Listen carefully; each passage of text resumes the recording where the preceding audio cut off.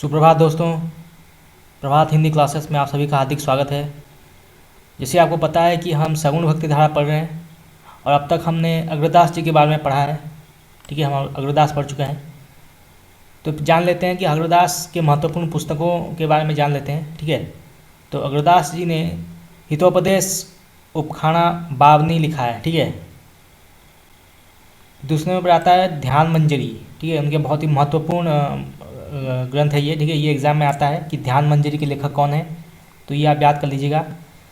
तीसरे नंबर पर आता है राम ध्यान मंजरी। ठीक है, राम ध्यान मंजरी। फिर आता है कुंडलियाँ।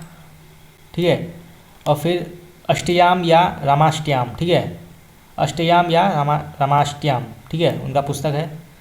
तो ध्यान मंजरी जो है वो रसिकोपासना का सिद्धांत ग्रंथ है। ठीक है, ये बहुत ही महत्वपूर्ण लाइन है, आप याद कर लीजिएगा कि ध्यान मंजरी जो है वो रसिकोपासना का सिद्धांत ग्रंथ है।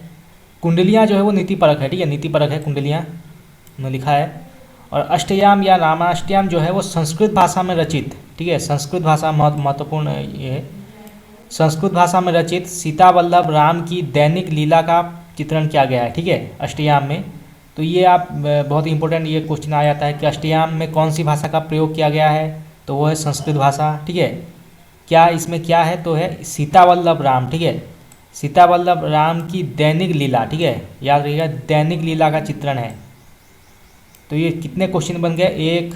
ठीक है, एक दो तीन, तीन चार क्वेश्चन बन जाते हैं। ठीक है, तो अब याद कर लीजिएगा। अग्रदास के शिष्य नाभादास जी माने जाते हैं। ठीक है, तो अग्रदास जी के शिष्य कौन थे, नाभादास। ठीक है, नाभादास जी जो हैं वो अग्रदास के शिष्य थे। ठीक है, विष्णुदास ग्वालियर नरेश डुंगरेंद्र के राज कवि थे। ठीक है, विष्णुदास आ गए हैं एक बहुत ही महत्वपूर्ण लेखक कवि। ये जो हैं वो ग्वालियर, ठीक है, ये ग्वालियर से थे। ग्वालियर के जो नरेश थे डुंगरेंद्र, ठीक है, डुंगरेंद्र इनके राज कवि थे। ठीक है, कौन थे, विष्णुदास। ठीक है, क्वेश्चन आ जाता है कि ग्वालियर नरेश डुंगरेंद्र के राजकवि कौन थे, तो इसका उत्तर होगा विष्णुदास। ठीक है, विष्णुदास। इनके द्वारा लिखे ग्रंथ कुछ इस प्रकार हैं। ठीक है, विष्णुदास जी के महत्वपूर्ण जो ग्रंथ हैं वो हैं महाभारत कथा। ठीक है, महाभारत कथा विष्णुदास ने लिखा है। दूसरे नंबर पर आता है रुक्मणी मंत्र। ठीक है, रुक्मणी मंत्र। तीसरे नंबर पर आता है स्वर्गारोहण, ये बहुत ही महत्वपूर्ण ग्रंथ है उनका।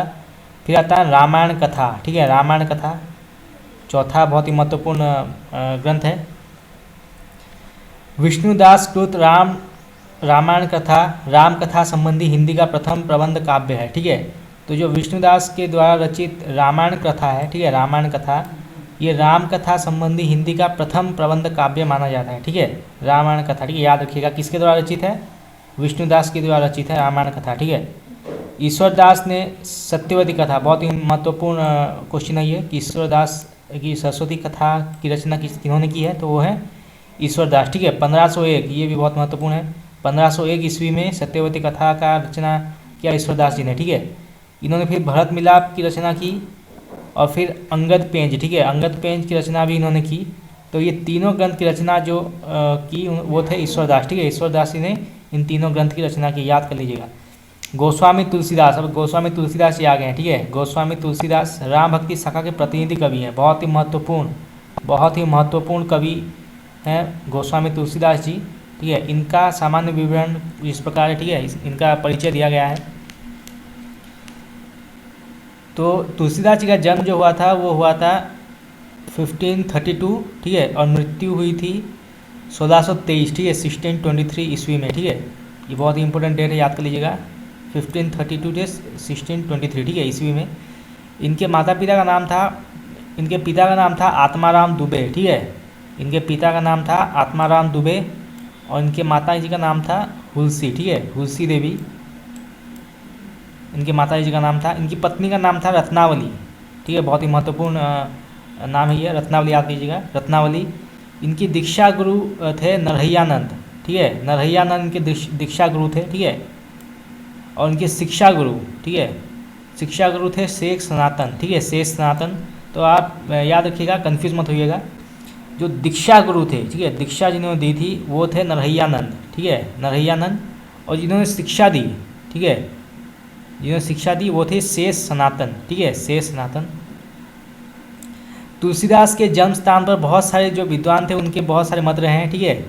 तो जो मानते थे कि उनका जन्म सुकर खेत, ठीक है, सुकर खेत सोरों जिला एटा, ठीक है, एटा जिला में जो मानते हैं कि तुलसीदास जी का जन्म हुआ था वो थे लाला सीताराम, ठीक है, लाला सीताराम जी मानते थे। गौरी शंकर द्विवेदी, ठीक है, ये भी मानते थे कि तुलसीदास जी का जन्म सुकर खेत में हुआ था। हजारी प्रसाद द्विवेदी, ठीक है, हजारी प्रसाद द्विवेदी आ गए यहाँ पे, ये भी मानते थे। राम नरेश त्रिपाठी, ठीक है, राम नरेश त्रिपाठी। रामदत्त भारद्वाज, ठीक है, ये भी मानते थे कि सुगर खेत में इनका जन्म हुआ है।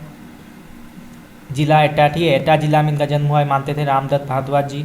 फिर आते हैं गणपति चंद्रगुप्त, ठीक है, गणपति चंद्रगुप्त जिन्होंने हिंदी साहित्य का वैज्ञानिक इतिहास लिखा था, ठीक है, हिंदी साहित्य का वैज्ञानिक इतिहास जिन्होंने लिखा था। इनका मानना है कि तुलसीदास जी का जन्म जो है वो जिला एटा जिला में ही हुआ है, ठीक है। और जो विद्वान मानते थे कि तुलसीदास जी का जन्म जो है वो राजापुर में हुआ है, ठीक है, राजापुर, बहुत ही महत्वपूर्ण नाम है ये, राजापुर जिला बांदा, ठीक है, जो बांदा जिला में है, वो थे बेनी माधव दास, ठीक है, बेनी माधव दास जी मानते थे कि उनका जन्म जो है राजापुर में हुआ है। महात्मा रघुवर दास, ठीक है, महात्मा रघुवर दास जी मानते थे कि इनका जन्म राजापुर में हुआ है। शिव सिंह सेंगर ये भी मानते थे कि इनका जन्म जो है वो राजापुर में हुआ है। राम गुलाम द्विवेदी भी मानते थे। और फिर आचार्य रामचंद्र शुक्ल, ठीक है, बहुत ही महत्वपूर्ण नाम है ये भी मानते थे कि इनका जन्म जो है वो राजापुर में ही हुआ है। आचार्य रामचंद्र शुक्ल तुलसीदास को स्मार्त वैष्णव मानते थे, ठीक है, बहुत ही महत्वपूर्ण यहाँ पे नाम टॉपिक आ गया कि स्मार्त वैष्णव कौन थे, कुछ ना आता है, तो वो थे तुलसीदास जी, ठीक है, तुलसीदास जी को स्मार्त वैष्णव मानते थे कौन, आचार्य रामचंद्र शुक्ल, ठीक है। आचार्य शुक्ल के अनुसार, उनके जो आचार्य शुक्ल के मत के अनुसार हिंदी काव्य की प्रौढ़ता के युग का आरंभ गोस्वामी तुलसीदास द्वारा हुआ है, ठीक है, बहुत ही महत्वपूर्ण लाइन आ गया यहाँ पे कि किन्होंने माना है कि हिंदी काव्य की प्रौढ़ता के युग का आरंभ गोस्वामी तुलसीदास जी के द्वारा हुआ, तो वो थे आचार्य शुक्ल, ठीक है, आचार्य शुक्ल जी के अनुसार। तुलसीदास के महत्व के संदर्भ में विद्वानों की कई उक्तियाँ बहुत सारे हैं, ठीक है। तो नाभादास, ठीक है, नाभादास कौन है, मैंने आपको पहले पढ़ा चुका हूँ कि नाभादास जो थे वो अग्रदास, ठीक है, अग्रदास के शिष्य थे नाभादास। उनका मानना था कि कलिकाल का वाल्मीकि, ठीक है, कलिकाल के वाल्मीकि हैं तुलसीदास जी, ठीक है, वो ऐसा मानते थे।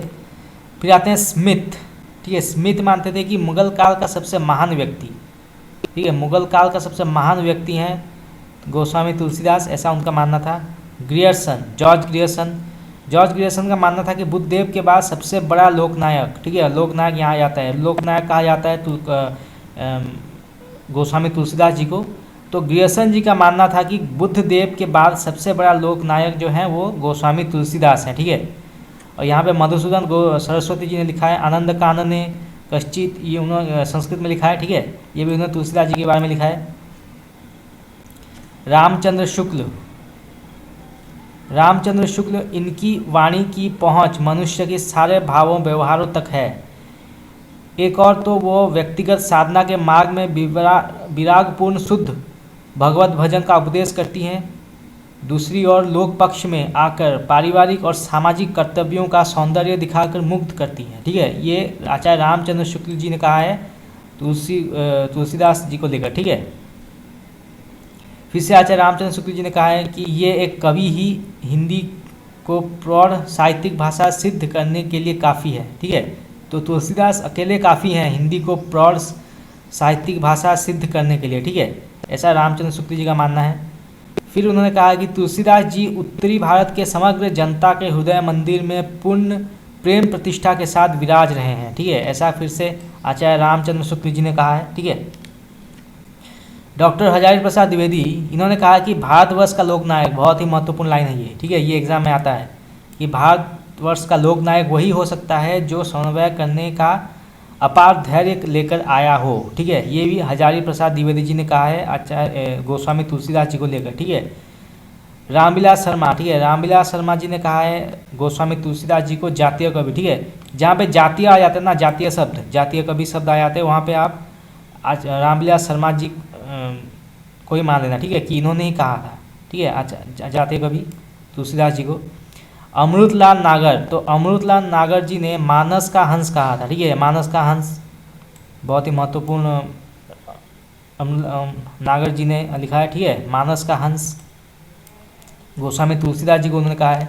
एग्जाम में आ जाता है कि मानस का हंस किसे कहा जाता है, तो वो हैं अमृतलाल गोस्वामी तुलसीदास जी, ठीक है। गोस्वामी तुलसीदास रामानुजाचार्य के श्री संप्रदाय और विशिष्टाद्वैतवाद से सबसे प्रभावित थे, ठीक है। तो जो तुलसीदास जी थे वो रामानुजाचार्य के श्री संप्रदाय, ठीक है, श्री संप्रदाय के प्रवक्ता कौन थे, रामानुजाचार्य, और विशिष्टाद्वैतवाद, ठीक है, इन दोनों मत से प्रभावित थे, ठीक है। इनकी भक्ति भावना दास्य भाव की थी, ठीक है। बहुत ही महत्वपूर्ण लाइन है ये कि तुलसीदास जी की भक्ति भावना क्या थी, दास्य भाव, ठीक है, दास्य भाव उनकी भावना थी।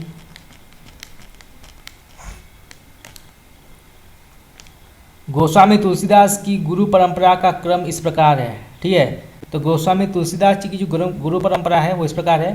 पहले कौन आए, पहले राघवानंद, ठीक है, राघवानंद आए, फिर आए रामानंद, ठीक है, रामानंद आए, फिर आए अनंतानंद, ठीक है, अनंतानंद, फिर नरहैयानंद, ठीक है। नरहैयानंद कौन थे, उनके दीक्षा गुरु थे, हमने पहले पढ़ा दीक्षा गुरु, नरहरिदास भी कहा जाता है उनको। और फिर आए तुलसीदास, ठीक है, फिर आए तुलसीदास। तो याद करिएगा, पहले राघवानंद, फिर रामानंद, फिर अनंतानंद, फिर नरहैयानंद और फिर तुलसीदास, ठीक है। ये ऑर्डर आप याद रखिएगा। यहाँ पे रत्नावली के निम्न कथन पर तुलसीदास ने वैराग्य धारण किया, ठीक है। रत्नावली कौन थी, उनकी पत्नी थी, ठीक है, पत्नी थी। उन्होंने तुलसीदास को कुछ कटु वचन कह दिए थे, जिसकी वजह से तुलसीदास जी ने राम भक्ति को अपना लिया, ठीक है। यहाँ पे उन्होंने कहा है, लाज ना लागत आपको दौरे आयहु साथ, धिक धिक ऐसे प्रेम को कहा कहूँ मैं नाथ, अस्थि चर्म मैं देह मम तामे जैसी प्रीति, ठीक है। ये बहुत ही महत्वपूर्ण लाइन है, देखो दोस्तों, ये आता है एग्जाम में, ठीक है। अस्थि चर्म मैं, ये किसने कहा है, तुलसीदास जी के बारे में कहा गया है, ठीक है। तेसी जो श्री राम मह होती ना तो भगभती, ठीक है, भवभीति, ठीक है। तो ये रत्नावली ने कहा था। गोस्वामी तुलसीदास के स्नेही मित्रों में नवाब अब्दुल रहीम खानखाना, महाराज मानसिंह, नाभादास, मधुसूदन सरस्वती और टोडरमल का नाम प्रसिद्ध है, ठीक है। तो गोस्वामी तुलसीदास जी के मित्र थे ये, वो कौन थे, नवाब अब्दुल रहीम खानखाना, ठीक है, पहले मित्र, फिर महाराज मानसिंह, ठीक है, महाराज मानसिंह, फिर नाभादास, ठीक है, नाभादास के मित्र थे, मधुसूदन सरस्वती और फिर टोडरमल, ठीक है। ये सारे उनके मित्र थे गोस्वामी तुलसीदास जी के। टोडर की मृत्यु पर तुलसीदास ने कई दोहे लिखे थे जो इस प्रकार हैं, ठीक है। उन्होंने टोडरमल की जब मृत्यु हुई थी तो तुलसीदास जी ने उनके याद पर लिखे थे बहुत सारे पंक्तियाँ लिखी थी। चार गांव को ठाकुरों मन को महामहीप, तुलसी या कलिकाल में अथय टोडर दीप, राम धाम टोडर गए तुलसी भय असोच, जयबो गीत पुनित बिनु यह जानी संकोच, ठीक है। ये कहा था टोडरमल के ऊपर तुलसीदास जी ने, ठीक है।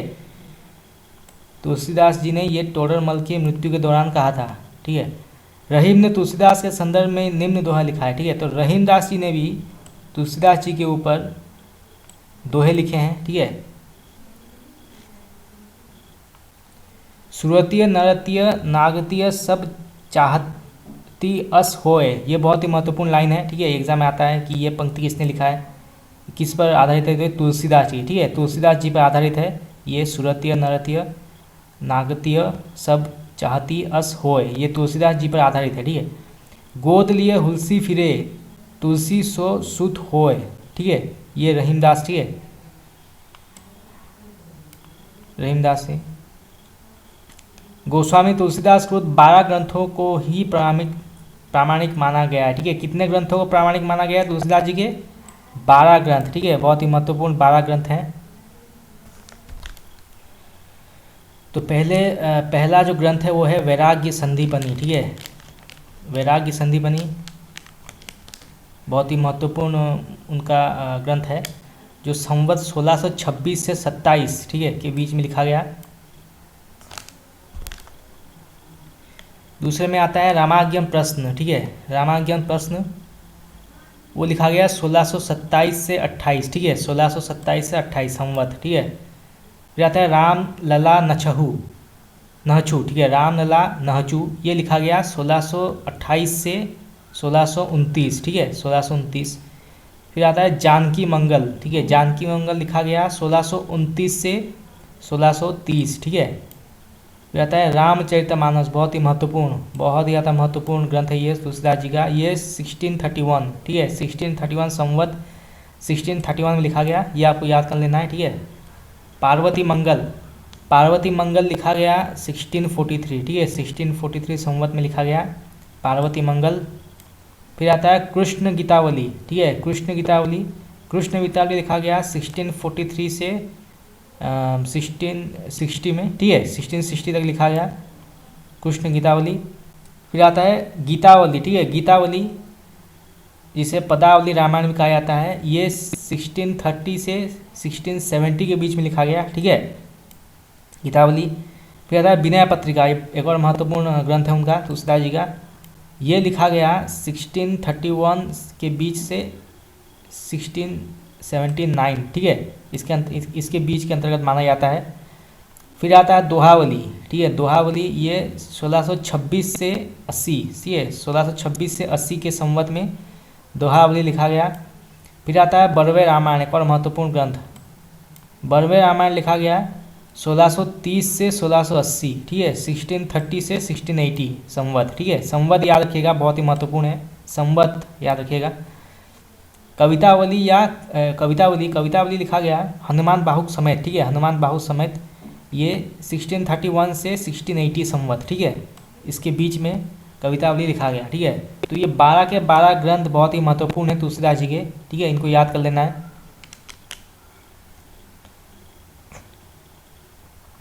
तुलसी की 5 लघु कृतियाँ जो हैं वो हैं वैराग्य संदीपनी, ठीक है, ये सारी लघु कृतियाँ हैं। तो पहले नंबर पर आता है वैराग्य संदीपनी, ठीक है, वैराग्य संदीपनी। फिर रामलला नछहु बहुत ही महत्वपूर्ण उनका ग्रंथ है। फिर आता है जानकी मंगल, ठीक है, जानकी मंगल। फिर आता है पार्वती मंगल, ठीक है, पार्वती मंगल। फिर बरवे रामायण और अंत में पंचरत्न, ठीक है, जिसे पंचरत्न भी कहा जाता है बरवे रामायण को, ठीक है, याद रखिएगा ये कि पंचरत्न किस ग्रंथ को कहा जाता है, तो वो है बरवे रामायण, ठीक है।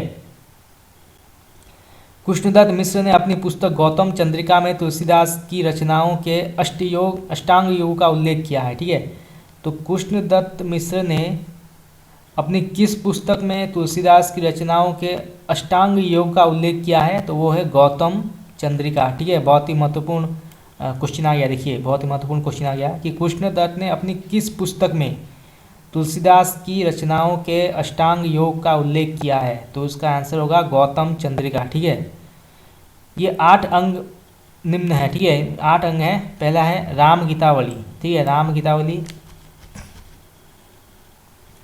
फिर आता है पदावली, ठीक है, फिर कृष्ण गीतावली, फिर बरवे, फिर दोहावली, फिर सुगुनमाला, ठीक है, फिर कवितावली और सोहिलो मंगल, ठीक है, सोहिलो मंगल बहुत ही महत्वपूर्ण ग्रंथ है। तुलसीदास की प्रथम रचना वैराग्य संदीपनी, ठीक है, बहुत ही महत्वपूर्ण क्वेश्चन है, यहाँ पे पूछ लिया गया कि तुलसीदास जी की प्रथम रचना कौन सी है, तो वो है वैराग्य संदीपनी। कब लिखा गया ये, यहाँ पे दिया गया आंसर 1626 से 1627, ठीक है, इसके बीच में लिखा गया वैराग्य संदीपनी। तथा अंतिम रचना, उनकी अंतिम रचना जो है वो कवितावली है, ठीक है। 2 क्वेश्चन यहाँ पे आ गए कि तुलसीदास जी की प्रथम रचना कौन सी है और तुलसीदास जी की अंतिम रचना कौन सी है, ठीक है। तो पहला है वैराग्य संदीपनी उनकी प्रथम रचना और दूसरा है अंतिम कवितावली उनकी अंतिम रचना, ठीक है। कवितावली को माना जाता है, ठीक है, कवितावली के परिशिष्ट में हनुमान बाहुक भी संलग्न है, ठीक है, संलग्न है, ठीक है। तो हनुमान बाहुक जो है वो जोड़ा गया है कवितावली में, ठीक है, किंतु अधिकांश विद्वान रामलला नछहु को प्रथम कृति मानते हैं, ठीक है, परंतु कुछ विद्वान जो हैं वो रामलला नछहु को प्रथम कृति मानते हैं। कुछ मानते हैं कि वैराग्य संदीपनी है, तो कुछ मानते हैं कि रामलला नछहु है। ठीक है, ये विद्वानों के ऊपर निर्भर करता है। तो वैराग्य संदीपनी जो है वो एक मुक्तक काव्य है, याद रखिएगा दोस्तों बहुत ही। तो मुक्तक काव्य है, ये ब्रज भाषा में लिखा गया है। ठीक है, याद रखिएगा, ये भाषा बहुत जरूरी है। ठीक है, किस भाषा में लिखा गया है? ब्रज भाषा में। इसमें छंद जो प्रयोग थे वो है दोहा और सोठा। ठीक है, दोहा और सोठा। फिर आता है रामाज्ञा प्रश्नावली, ये भी मुक्तक काव्य है। ठीक है, मुक्तक काव्य है, ये अवधी भाषा में लिखा गया है, अवधी भाषा। ठीक है, अवधी भाषा, क्योंकि राम जहाँ आता है वो अवधी आ जाता है। ठीक है, राम अवधी। ठीक है, ये दोहा भाषा में, ये दोहा छंद में लिखा गया है। ठीक है, दोहा छंद में लिखा गया है। फिर आता है रामलला नछहु, ये प्रबंध काव्य है। ठीक है, प्रबंध काव्य है, ये ठेठ अवधि में लिखा गया है। ठीक है, देखिए फिर यहाँ पे ठेठ अवधि आ गया। ठीक है, अवधि राम। ठीक है, तो राम शब्द जहाँ आता है वहाँ अवधि होगा जरूर। ठीक है, जरूर अवधि होगा। तो ये सोहर छंद में लिखा गया है। ठीक है, सोहर छंद में लिखा गया है। फिर आता है जानकी मंगल। ठीक है, जानकी मंगल प्रबंध, इसका रूप है, काव्य रूप, ये अवधी भाषा में लिखा गया है। ठीक है, अवधी भाषा, इसका जो प्रयोग छंद है वो है सोहर। ठीक है, सोहर। देखिए यहाँ पे अवधी भाषा, जानकी कौन थे? सीता। ठीक है, सीता और अवधी। ठीक है, तो दोनों में मैच होता है। ठीक है, तो ऐसे में आप अवधी भाषा को याद कर सकते हैं कि अवधी भाषा, जानकी मंगल जो है वो अवधी भाषा में लिखा गया है। ठीक है, रामचरितमानस। रामचरितमानस बहुत ही महत्वपूर्ण है, ये प्रबंध में लिखा गया है। ठीक है, प्रबंध काव्य रूप में है ये। अवधी भाषा आप सबको मालूम ही होगा, अवधी भाषा में लिखा गया है। दोहा चौपाई छंद, ये भी आपको मालूम होगा कि दोहा चौपाई छंद में लिखा गया है। इसका छंद संख्या जो है वो 1074 है। ठीक है, 1074 दोहे हैं इसमें। जानकी मंगल में 216 छंद है। ठीक है, ये भूल गया था मैं बताने के लिए। तो 216 छंद है जानकी मंगल में। इसका जो रस है, रामचरितमानस का भक्ति रस है, आपको मालूम होगा। और इसमें 7 कांड है, बहुत ही ज़्यादा महत्वपूर्ण 7 कांड है इसमें। कौन कौन से कांड होंगे वो कौन है वो मैं एमसीक्यू में आपको करा दूंगा। ठीक है, फिर आता है पार्वती मंगल। पार्वती मंगल प्रबंध काव्य है। ठीक है, प्रबंध काव्य है ये अवधी भाषा में लिखा गया है, आपको मालूम होगा अवधी भाषा। मंगल हरि गीतिका इसका छंद है। ठीक है, मंगल हरि गीतिका याद रखिएगा। 164 इसकी छंद संख्या है। ठीक है, 164 इसकी छंद संख्या है। कृष्ण गीतावली, कृष्ण गीतावली, देखिए कृष्ण जहाँ आ गया वह ब्रज आ जाता है। ठीक है, कृष्ण जहाँ गया ब्रज आ जाता है, तो ब्रज भाषा। गीति काव्य, ठीक है, गीति काव्य में लिखा गया है कृष्ण गीतावली। 61 छंद संख्या है। ठीक है, 61 इसकी छंद संख्या है। ये गीतावली, ठीक है, गीतावली जो है ये गीति काव्य में लिखा गया है, ये भी ब्रज भाषा। ठीक है, गीता का ज्ञान किसने दिया था? कृष्ण ने। तो कृष्ण जो है वो ब्रज से आते हैं, तो ब्रज भाषा। ठीक है, ऐसे आप याद कर सकते हैं, ब्रज भाषा गीतावली। ठीक है, इसमें आज वात्सल्य रस, ठीक है, इसका मुख्य रस जो है वात्सल्य है। ठीक है, वात्सल्य भक्ति है, और इसमें भी 7 कांड है। ठीक है, बहुत ही महत्वपूर्ण 7 कांड है गीतावली में। फिर आता है विनय पत्रिका। ठीक है, विनय पत्रिका ये भी गीति काव्य में लिखा गया है। ठीक है, गीति काव्य में लिखा गया है, ये भी ब्रज भाषा में। ठीक है, ब्रज भाषा इसकी भाषा है। 279 इसकी छंद संख्या है। ठीक है, और ये भक्ति रस पर आधारित है। ठीक है, भक्ति रस पर आधारित है। फिर आता है दोहावली। ठीक है, दोहावली, दोहावली जो है वो भी मुक्तक काव्य है। ठीक है, मुक्तक काव्य है। इस पर इसकी जो भाषा है वो है ब्रज भाषा। ठीक है, इसकी भी भाषा ब्रज भाषा है। ये दोहा सोठा में लिखा गया है। ठीक है, दोहा सोठा में लिखा गया है। 573, ठीक है, 573 इसकी छंद संख्या है।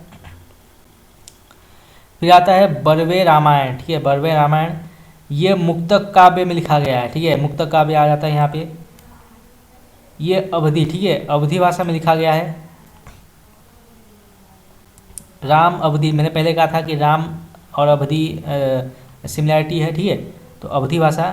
बरवे छंद, ठीक है, बरवे छंद में लिखा ये छंद है, इसमें छंद प्रयुक्त हुआ है बरवे रामायण में। 69 छंद संख्या है। ठीक है, और इसमें भी 7 कांड है। ठीक है, 7 कांड है। तो कांड जितने ये याद करने में इतना मुश्किल नहीं है। ठीक है, क्योंकि हर 7 कांड ही दिए गए हैं, हर किसी में 7 कांड ही हैं। फिर अंत में आता है जो कवि तुलसीदास जी की अंतिम ग्रंथ है वो है कवितावली। ठीक है, कवितावली भी मुक्तक काव्य है। ठीक है, ब्रज भाषा प्रयुक्त किया गया है। इसमें कवित और छपय है। ठीक है, कवित और छपय छंद को प्रयुक्त किया गया है और इसमें भी 7 कांड ही हैं। ठीक है, 7 कांड ही हैं।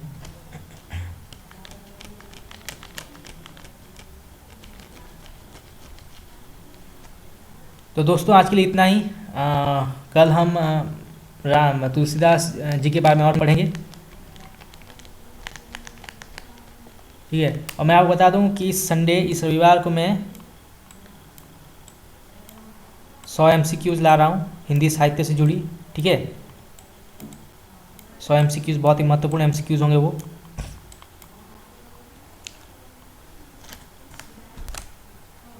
आपके एग्ज़ाम से रिलेटेड। तो आप इस चैनल को लाइक कीजिएगा। ठीक है, लाइक कीजिएगा, शेयर कीजिएगा, सब्सक्राइब कीजिएगा। और मैं चाहता हूँ कि मैं जितने भी MCQs हैं वो लाइव लाऊँ। ठीक है, लाइव लाऊँ, बहुत ही ज़्यादा महत्वपूर्ण है मेरे लिए। क्योंकि एक तरह से अगर मैं सारे क्वेश्चन आंसर लाइव करना अच्छा होगा, क्योंकि मैं आपके साथ डायरेक्ट इंटरेक्ट कर पाऊँगा, मैं आपसे डायरेक्ट क्वेश्चन पूछ पाऊँगा, आप लोग डायरेक्ट आंसर दे पाएंगे। ठीक है, और इसमें समय की बचत भी होगी। ठीक है, और बहुत सारे MCQs में एक साथ ला पाऊँगा। ठीक है, ऐसे में प्रैक्टिस भी हो सकता है, जितने भी हमारे टॉपिक्स है उसके बारे में प्रैक्टिस भी हो जाएगी और ज़्यादा से ज़्यादा क्वेश्चन हम डिस्कस कर पाएंगे। ठीक है, तो आप लोग लाइक कीजिए, शेयर कीजिए, सब्सक्राइब कीजिए। ठीक है, तो आज के लिए इतना ही। कल हम रामचरितमानस तुलसीदास जी के बारे में पढ़ेंगे। ठीक है, आपका बहुत बहुत धन्यवाद।